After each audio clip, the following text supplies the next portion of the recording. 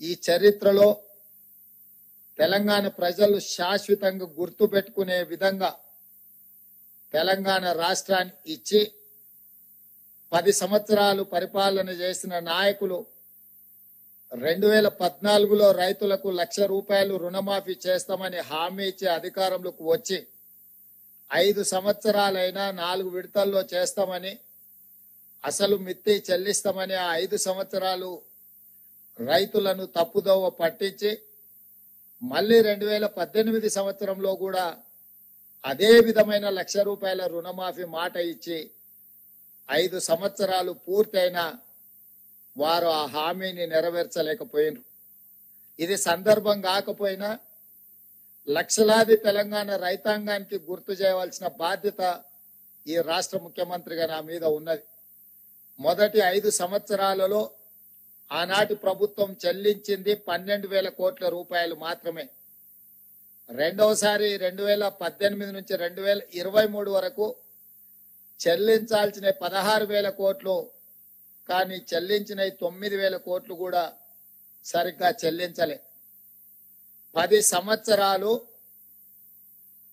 2 సార్లు ముఖ్యమంత్రిగా బాధ్యత నిర్వహించిన ఆనాటి పెద్దలు 21,000 కోట్ల రూపాయలు కూడా పూర్తి స్థాయిలో రైతులకు చెల్లించలేదు.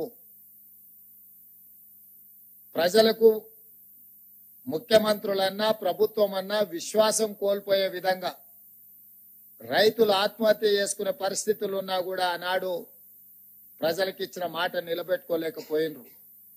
కానీ కాంగ్రెస్ పార్టీ ప్రజా ప్రభుత్వాన్ని ఏర్పాటు చేస్తాం, ప్రజలు తీర్పిస్తే అని చెప్పి మే 6, 2022 నాడు ఇంతకుముందు ఎల్లయ్య చెప్పినట్టు వరంగల్ ఆర్ట్స్ కాలేజ్ మైదానంలో లక్షలాది మంది సమక్షంలో ఈనాటి లోక్సభ పక్ష నాయకుడు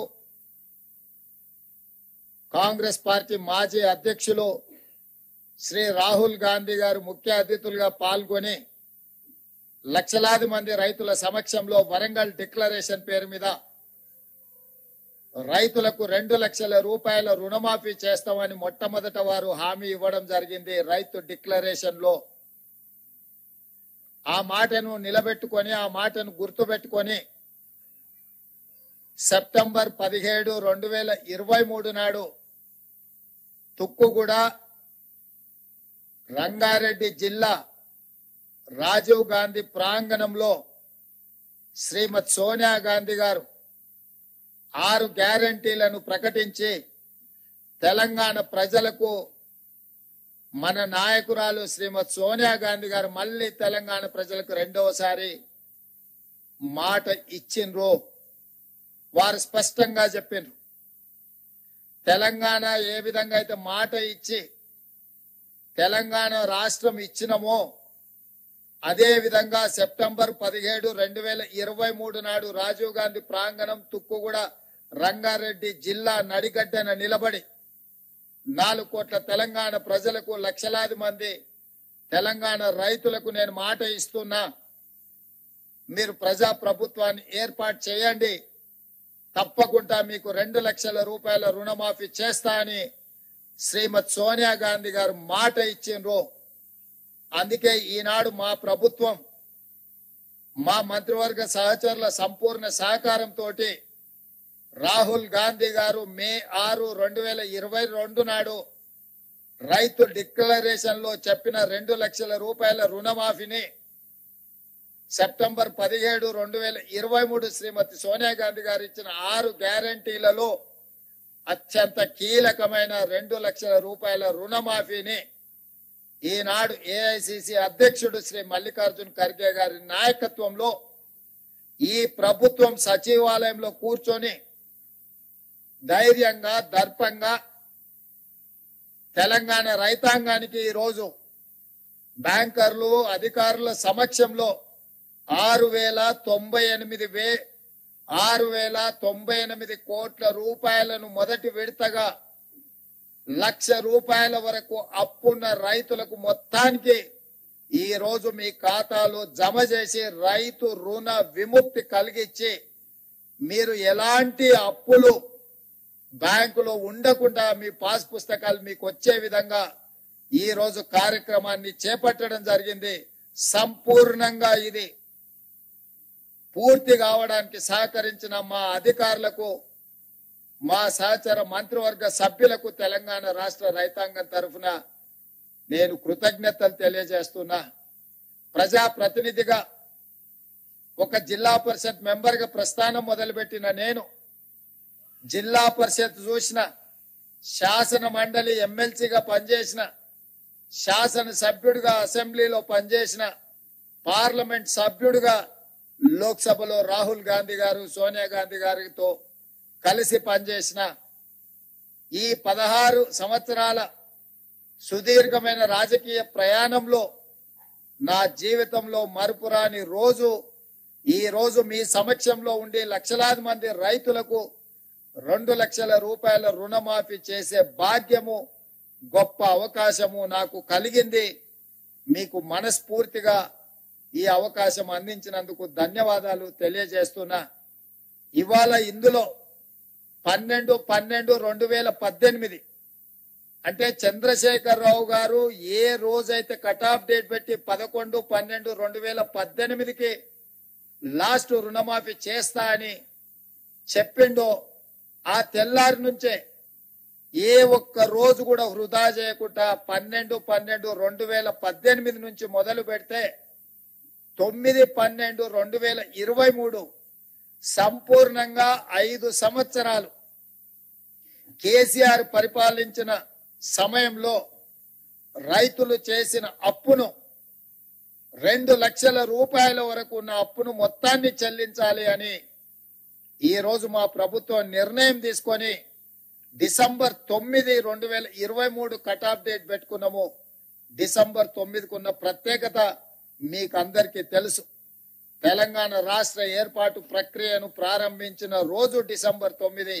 అదే విధంగా మన తెలంగాణ రాష్ట్ర కళ సాకారం చేసిన శ్రీమతి సోనియా గాంధీ గారి జన్మదినం కూడా డిసెంబర్ 9. అందుకే డిసెంబర్ 9 మనందరికీ ఒక పండగ, మనందరికీ ఒక శుభకార్యం జరుపుకునే సందర్భము, మనందరం కూడా సంతోషాన్ని కలిసి పంచుకునే సందర్భం.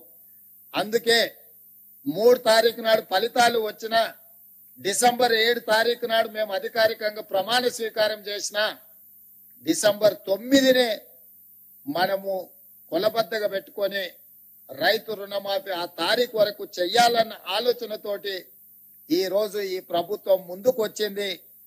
ఇంత మంచి కార్యక్రమం అద్భుతంగా ఏ సమస్య లేకుండా, ఏ అవాంతరాలు రాకుండా ఈ కార్యక్రమాన్ని పూర్తి చేసే ఒక సంకల్పంతో ఈ రోజు ముందుకు వస్తున్నాము.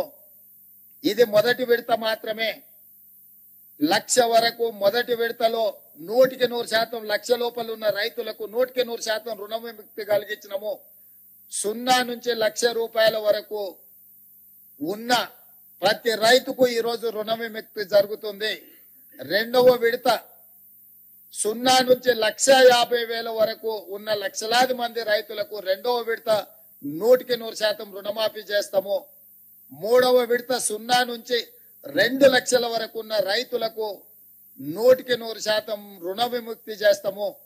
3 విడతలలో 31,000 కోట్ల రూపాయలు ఆగస్టు నెల పూర్తి కాకముందే మీ ఖాతాలలో నగదు చేసి ఎలాంటి నిబంధనలు లేకుండా కొంతమంది రైతు రుణమాఫీకి రేషన్ కార్డు కావాలని అడుగుతుంది ప్రభుత్వాన్ని అపోహలు సృష్టిస్తున్నారు. లక్షలాది మంది రైతులు రైతు వేదికలలో ఎక్కడైతే హాజరైనరో రేషన్ కార్డు కుటుంబాన్ని గుర్తించడానికి మాత్రమే, రైతు రుణమాఫీ చేయడానికి రేషన్ కార్డు ప్రాతిపదిక కాదు.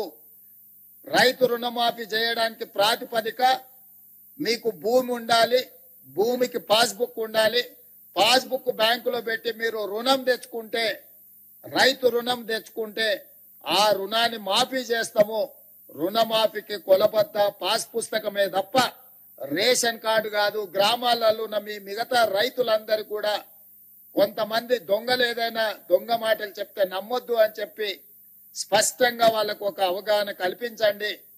ప్రతి రైతుకు ఉన్న అప్పును మాఫీ చేయడానికి అవసరమైన అన్ని చర్యలు చేపడుతున్నాము. ఏదైనా సాంకేతిక లోపం వస్తే మీ సంబంధిత బ్యాంకు అధికారి దగ్గరికి వెళ్ళండి, వాళ్ళు సంపూర్ణంగా సహకరిస్తారు. ఈ రోజు ఆ అధికారులు కూడా ఈ సమావేశంలో ఉన్నారు. వాళ్ళందరికీ కూడా మేము విజ్ఞప్తి చేస్తున్నాము. విద్య పూర్తిగా రాని వాళ్ళు, సాంకేతిక నైపుణ్యం లేని రైతులు ఏదైనా చిన్న చిన్న తప్పిదాల వల్ల మీ కంప్యూటరీకరణలో ఏదైనా సమస్య వస్తే రైతులను కూర్చోబెట్టి ఆ రైతులకు ఒక అవగాహన కల్పించి ఆ రైతులకు రుణమాఫీ ఏ విధంగా పూర్తి చేయాలనో వాళ్ళకు అవగాహన కల్పించండి అని చెప్పి మేము బ్యాంక్ అధికారులను విజ్ఞప్తి చేయడం జరిగింది. వాళ్ళు ఒప్పుకున్నారు. వాళ్ళకు కూడా మనస్ఫూర్తిగా కృతజ్ఞతలు. అదే విధంగా మన వ్యవసాయ శాఖకు సంబంధించిన అధికారులు అందరు రైతులను సమన్వయం చేసుకొని వాళ్ళ రైతుల ఖాతాలను తెలుసుకొని పిఏసిఎస్ లో వేసిన డిసిసిబి బ్యాంకులలో వేసిన డబ్బులు కూడా తిరిగి రైతుల ఖాతాలోకి చేరడానికి అవసరమైన అన్ని ఏర్పాట్లను చేయమని మా వ్యవసాయ శాఖ అధికారులు, మన వ్యవసాయ శాఖ మంత్రి ఆయనే స్వయంగా ఒక మంచి రైతు. ఆయన ఎప్పుడు సమయం వచ్చినా సందర్భం వచ్చినా వారు వ్యవసాయం చేస్తారు. వ్యవసాయం సమస్యలు తెలుసు. ఇక మా ఆర్థిక శాఖ మంత్రి బట్టి విక్రమార్క గారు మీకు తెలుసు, ఆదిలాబాద్ నుంచి ఖమ్మం వరకు వందలాది కిలోమీటర్లు పాదయాత్ర చేసి రైతులతో మమేకమై రైతుల సమస్యలను తెలుసుకొని వాటిని పరిష్కరించడానికి ఇవాళ ఆర్థిక మంత్రిగా వారికి ఉన్న అనుభవాన్ని అంతా ఉపయోగించి ఏ మాత్రం వనరుల ఇబ్బంది జరగకుండా ఈ రోజు ముందుకు తీసుకెళ్తున్నాడు. వారికి